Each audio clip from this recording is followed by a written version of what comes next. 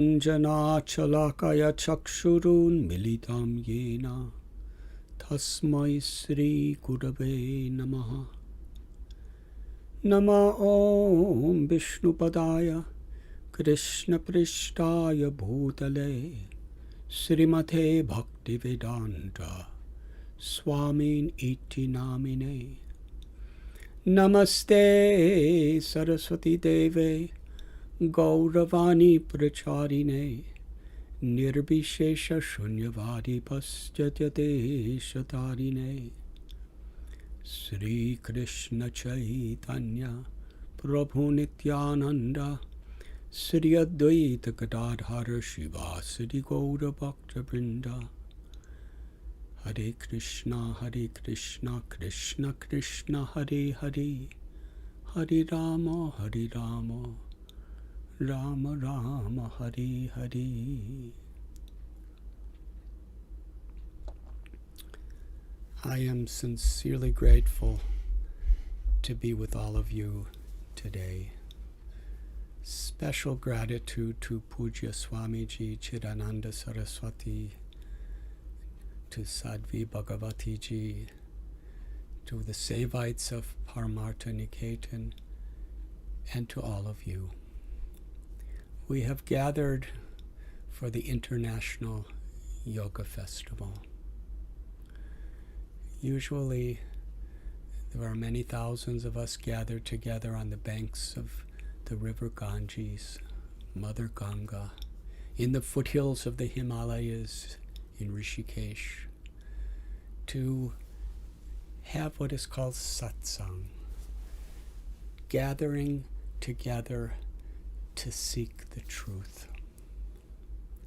A yogi is sometimes referred to as Saragrahi, one who seeks the essence of life.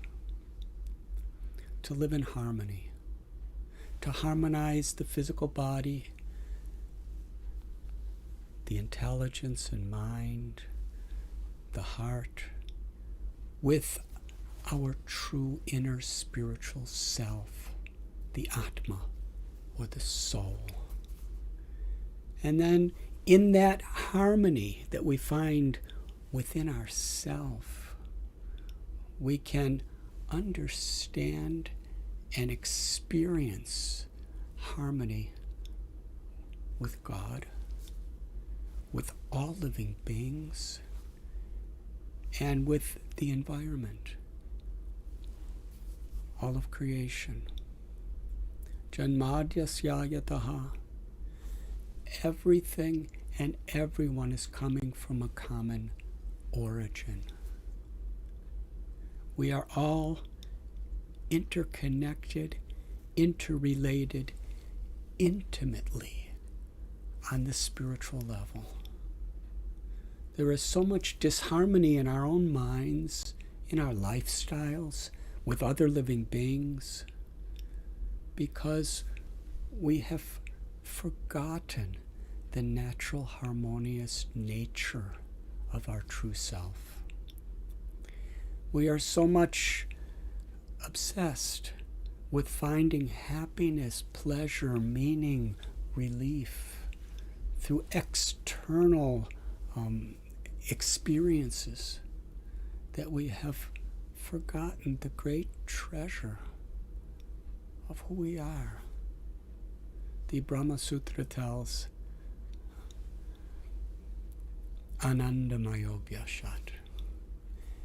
Everyone is looking for pleasure.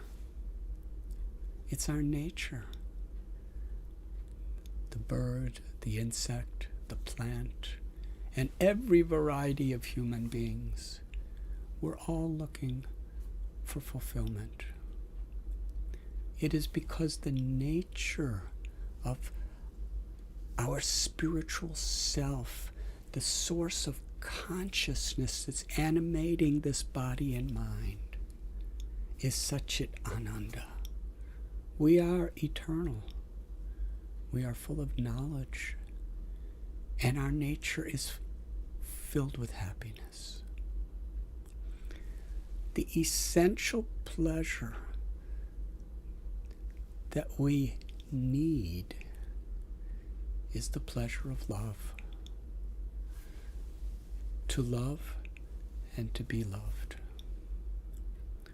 A little baby doesn't know so much intellectually about the world, but the little baby's most instinctive propensity is to seek love. And a mother's nature is to love her child. There are so many songs and so many movies and so many ways that we're trying to express the need for love. And the sadness, the heartbreak, the frustration, the emptiness of losing love. We understand what happens when someone we love dies or betrays us. It's a heartbreak that's more painful even than physical suffering, because it is that love, that propensity to love and be loved, that is at the very heart of our nature. Spirituality, religion, yoga are beautiful gifts that we have been given to reconnect our conscious awareness with the love that is within each and every one of us. To express that love, or to seek honestly and earnestly for that love. This is called karuna, or compassion. The greatest need in the world. This is why we have gathered together. Satsang means we come together to find the highest truth. The Himalayas, the river Ganga, has been a place since time immemorial where great personalities have come especially to find that harmony with God, with creation, and with all beings.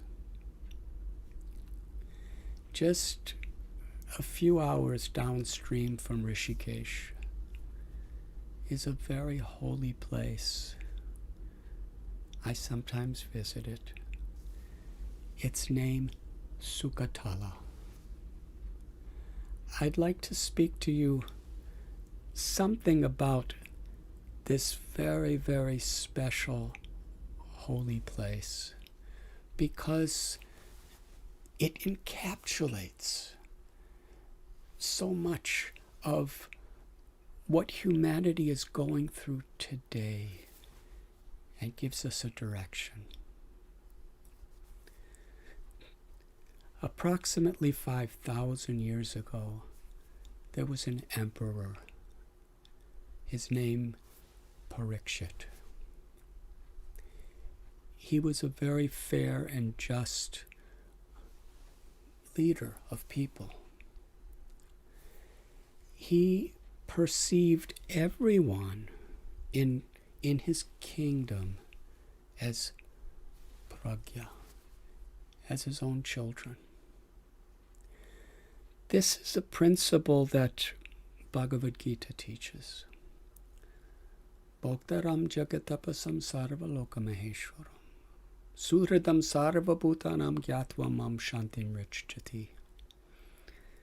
That a realistic way of living, which is the very basis of spiritual enlightenment, is to understand I'm not this physical body or emotional mind. I am the eternal soul, and the body and mind has been entrusted in my care for a higher purpose. And similarly, whatever skills, whatever intelligence, whatever resources, whatever influence we have over others, wealth, property, they are gifts that are entrusted to us. Even if we work very hard to earn them, still all the materials we have to work with, this body, this mind, this intelligence, and all the resources, they are existing by a higher power. Freedom from anxiety and suffering is so much realized according to how we understand that nothing is really mine except the capacity to love and be loved. The interaction between love and between loving and being loved in Sanskrit is called seva, or service. Everything that exists is divine property, and whatever we have influence over, or whoever, to see that the divine, the Supreme, has entrusted this to us. In this sense, we never become arrogant. Rather, we utilize whatever little or great things we have in a spirit of compassionate service. This is the very heart and purpose of religion or yoga. This great emperor, he was in this mood. He was a very pious person. He was cursed to die in 7 days. The nature of this world is we have our plans, but we have to learn to adjust to whatever situation comes upon us. Just like if a person is in the middle of a sea, sometimes there's sunny weather, and sometimes there is blasting winds and massive tossing waves. We cannot control the sea,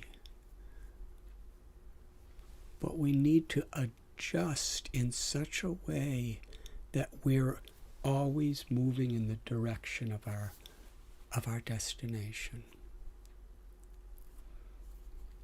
In the middle of a sea, a compass is very important. So whatever situation comes, we know where we want to go, and we learn the art of adjusting so that we can progress, so that we could grow in whatever predictable or unpredictable situations may come. It may be our own health. It may be the well-beings of the people we love. It may be economic. It may be the situation, the condition of the weather or society. Sometimes there's peace, sometimes there's war.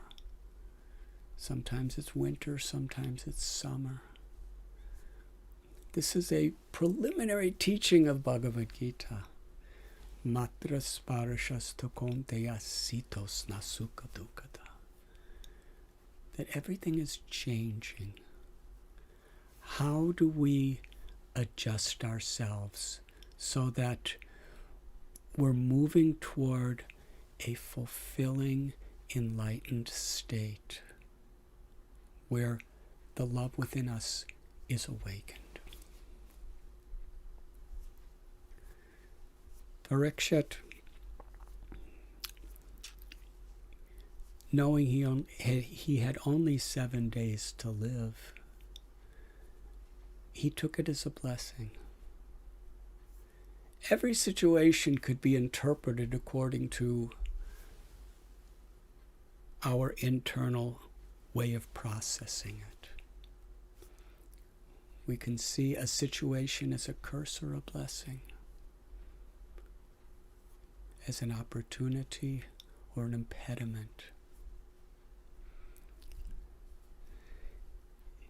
He understood that the goal of life is a spiritual experience. So he took this as an opportunity. Let me focus every moment I have left to reunite with the God that is within me and within everyone. He went to the bank of Mother Ganga, the river Ganges. In this place, Sukhatal, the banyan tree that he sat under is still there today. He went there because he knew this is a place where great yogis, sages, rishis, saints, they gather. And enlightened beings and people seeking enlightenment from various parts of the world came there to be with the king during these last days. Among the great yogis and sages, they all selected one person to speak to Parikshit.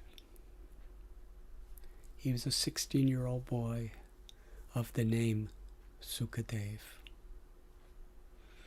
Because they understood the compassion, the wisdom, and the love that he had connected to in his life. The king, he asked a question to Sukadev. In fact, he asked 3 questions. And this very historical event is so important for us to understand, because he wasn't just asking for himself. He was asking 3 essential questions for all humanity, for all times. The first question: what is the prime duty for every human being? The second question: there are so many spiritual paths, so many religions, so many scriptures and books of knowledge describing different aspects, different perspectives, different versions of history, of philosophy. What is the essence? What is the true goal of all religion, beyond sectarian conceptions? And the third question: what is the most important truth to understand for a person who is about to die? Janma mrityu jara vyadi. Death is certain for this physical, ever-changing body. We may not know when it will come. We may not know how it will come. But we know it will come. So with this span of time that we have in our life, it is so important that whatever we do, we integrate and harmonize it with our highest purpose. True spirituality is not about a competitive, proud way of proving ourselves or what we're affiliated with to be better than others. In fact, the more we actually come in contact with the beauty, the sweetness, and the greatness of the Supreme, the more we become humble, the more we realize that to be an instrument of the grace that is beyond all our egoistic conceptions, that is where real fulfillment is. And it is in that fulfillment that we can give others real fulfillment. When we tune in to grace, the all-pervading reality that's within everyone and everything, then we become an instrument of that grace. Our spiritual practices are meant to tune us in to that current of grace. That's the very essence of our souls, God's love.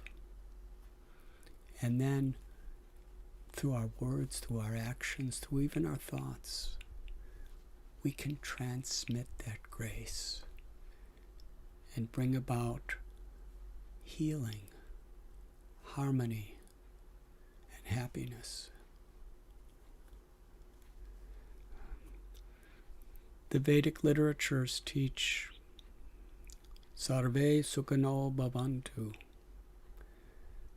that the more we connect with knowledge and enlightenment, the more our purpose in life is, let all beings be happy. The more we have, the more we can give. Interestingly, Parikshit, being a king, he had such enormous wealth and strength and knowledge. And he chose as his guru Sukadev, who was just a boy. He lived in the forest.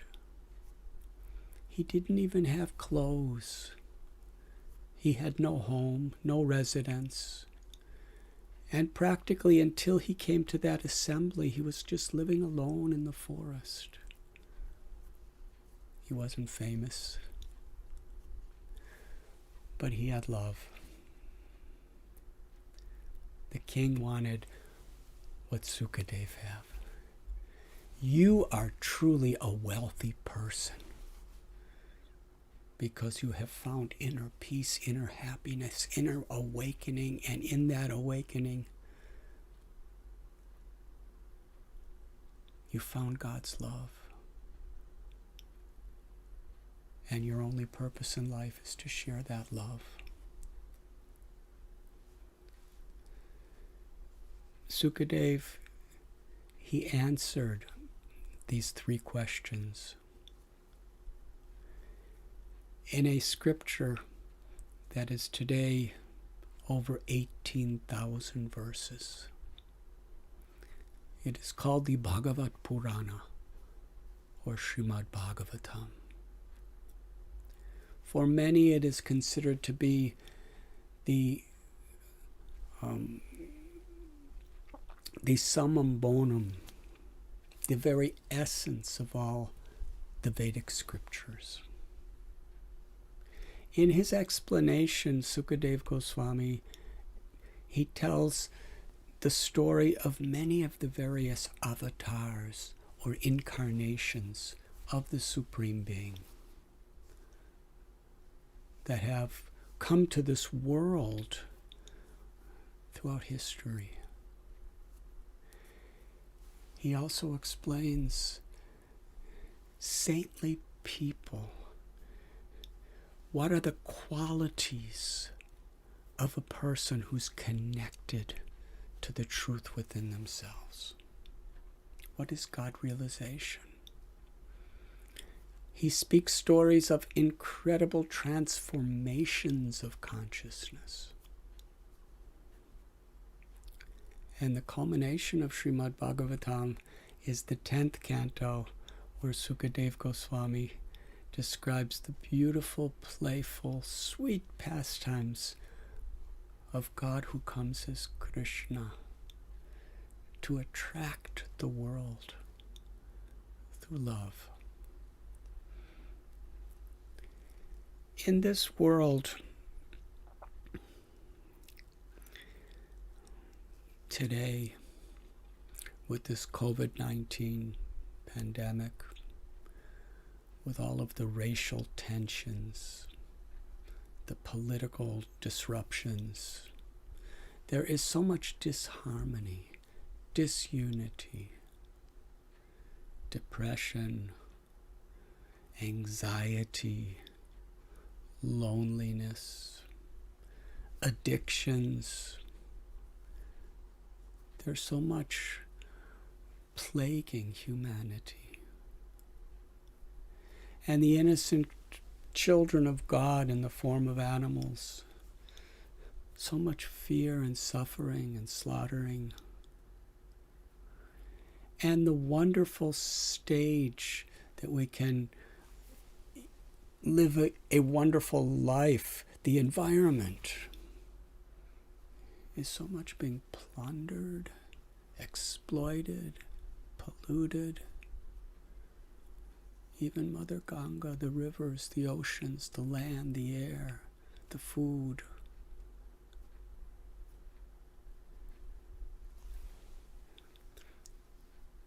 The more we seek to purify our own hearts, the more we realize the importance of living in such a way that we can purify the people and the surroundings around us.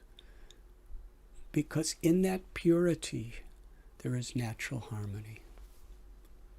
Pandita Samadarshana. A spiritual, enlightened person, or someone who is seeking that, sees all living beings with equal vision, sees everyone as a child of God. On the bank of the river Ganga, there was a great lady who was great-grandmother of Parikshit. Her name is Kunti, one of the most celebrated saints of India's history and world's history. She endured so many tribulations, challenges, and heartbreaks in her life. Sometimes the world is like that.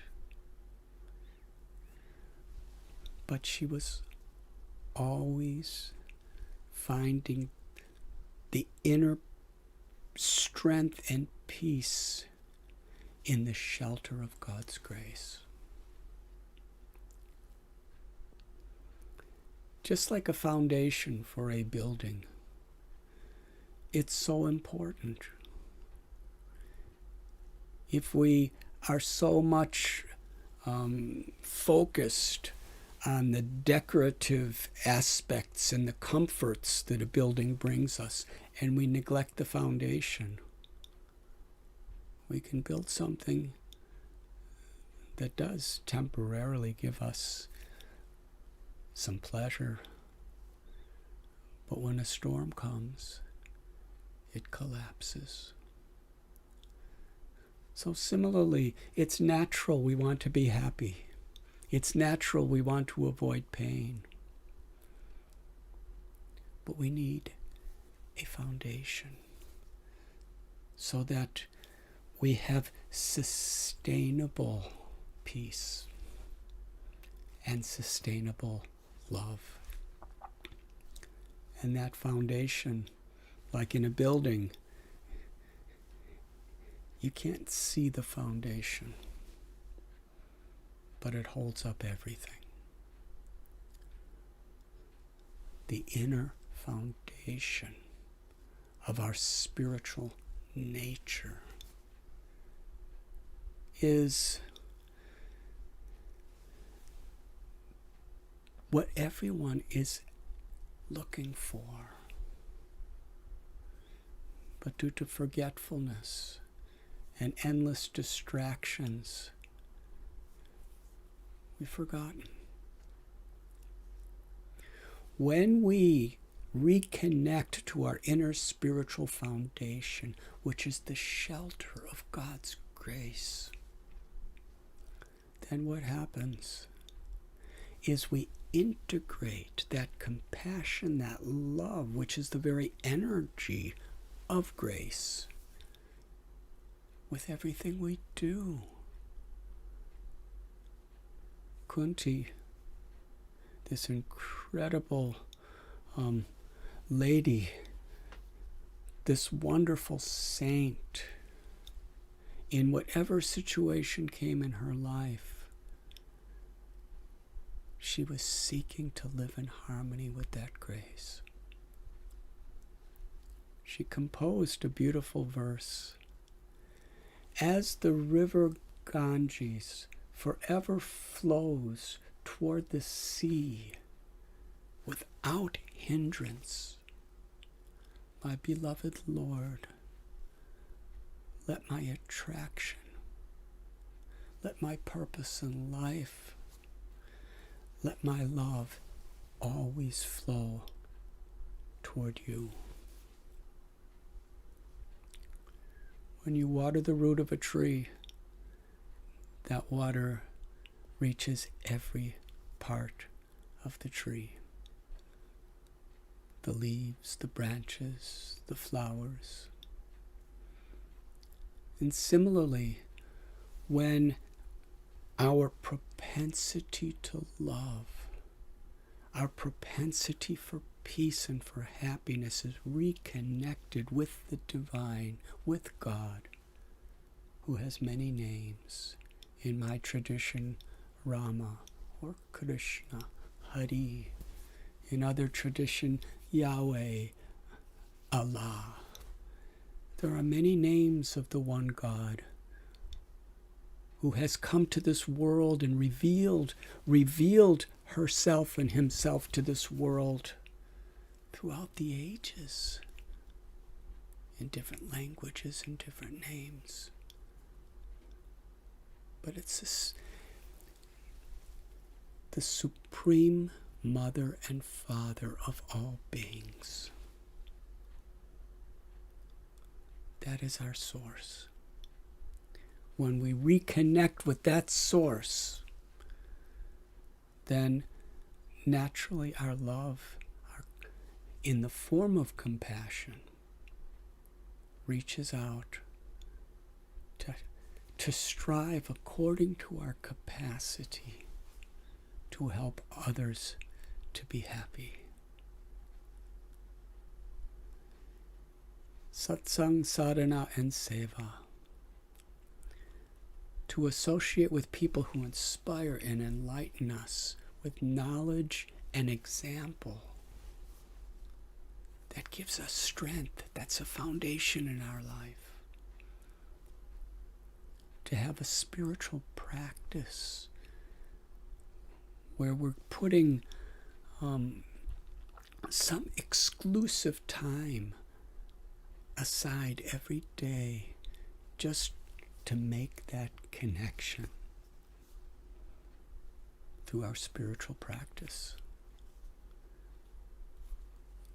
And when we are nourished, charged through the blessings of enlightened people, through the camaraderie of like-minded spiritualists, and through our own personal spiritual practice,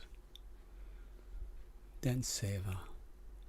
Then we find the greatest joy of life is to serve. That service is holistic.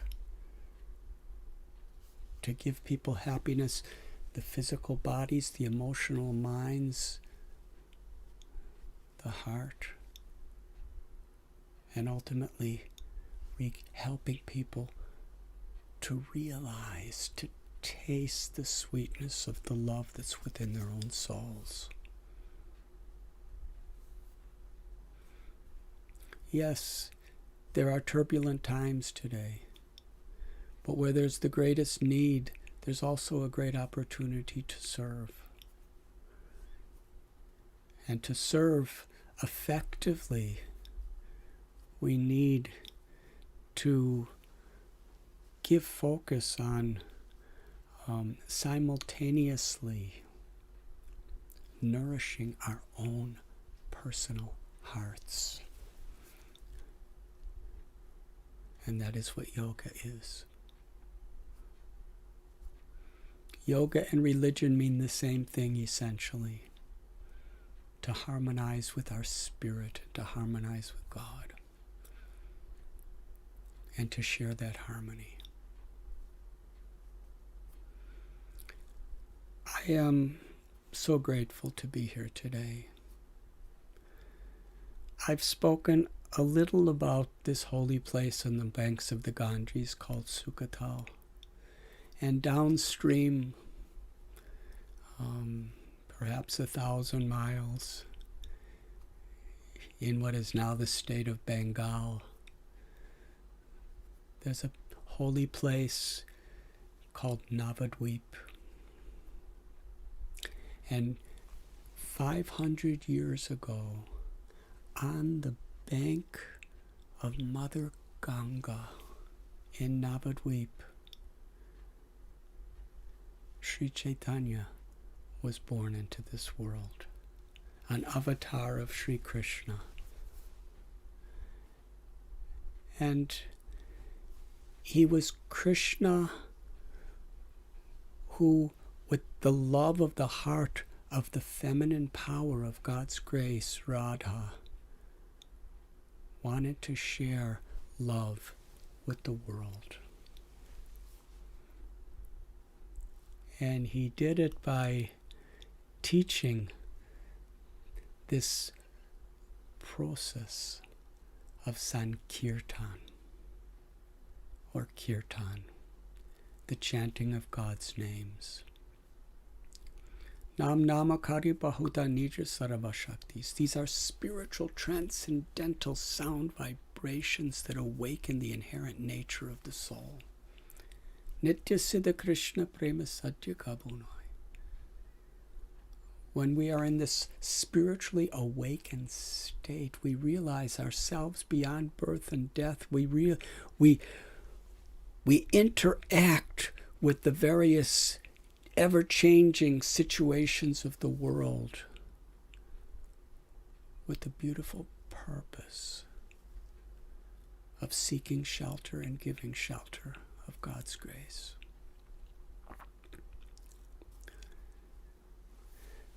The names of God, these beautiful mantras. Man means the mind, trayate means to liberate. To liberate the mind from all of the anxieties and limitations that we're dealing with at every moment. And in that liberated state, the mind, like a drop of water, when it's pure, it's transparent. When a drop of water becomes polluted, it loses its transparency.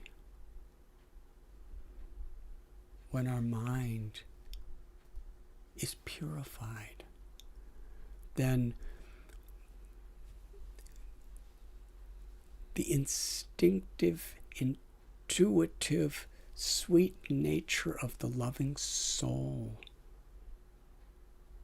manifests through our life. We can see ourselves for who we truly are, and we could see all living beings for who everyone truly is. That is a transparent state of consciousness. Param Vijayate Shri Krishna Sankirtana. This kirtan is a process of purifying, filtering the consciousness. Its goal, Sri Chaitanya taught, Prema Pumarta Mahan, to learn how to love. When that experience of love becomes the foundation and shelter of our life, nothing could take us away from that. No situation. And then we could really be activists. Activists toward unity and purity. Activists of spiritual truth, where we are armed with humility and respect and kindness. In whatever roles we may be playing in society, doctors or lawyers or farmers or engineers or teachers or swamis, whatever we have, whatever we are responsible for, we integrate compassion. We integrate the humility of the love of our heart in whatever we do. And then whatever situation, we will have unstoppable courage, determination.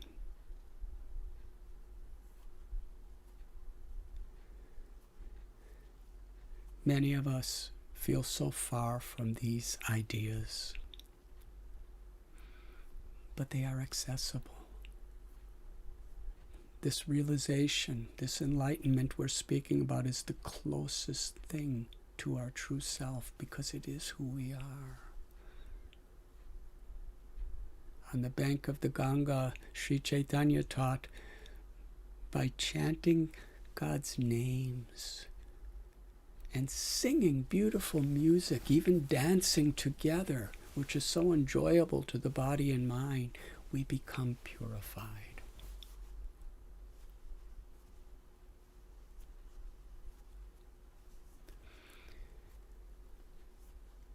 Downstream from Navadvip, Mother Ganga enters into the ocean.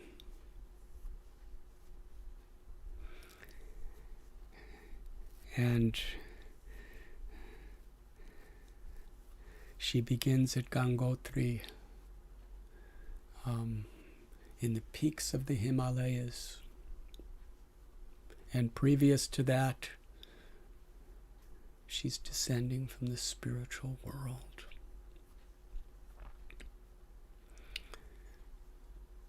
Because of the limitations of the challenges of the world today,